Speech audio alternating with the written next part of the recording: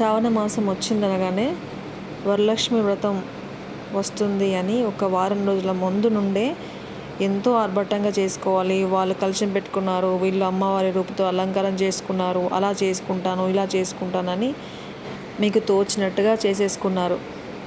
అయిపోయింది పూజ, కలశం కూడా కదిలిచ్చేసారండి. అవునా?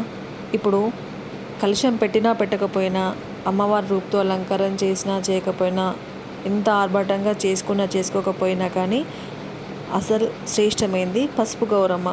మీ పూజ అంతా అయిపోయినాక పసుపు గౌరమ్మ ఏం చేస్తున్నారు అనేది ఇంపార్టెంట్ అండి. మీరు రోజు ప్రొద్దున సాయంత్రం దీపం వెలిగించేది ఉంటే గౌరమ్మను మీ పూజ గదిలో అలాగే ఉంచుకొని పూజ చేయండి.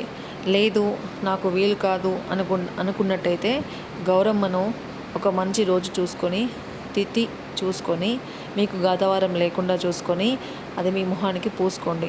లేదంటే మీరు నోట్లో పోసుకొని మింగొచ్చు, పర్లేదు.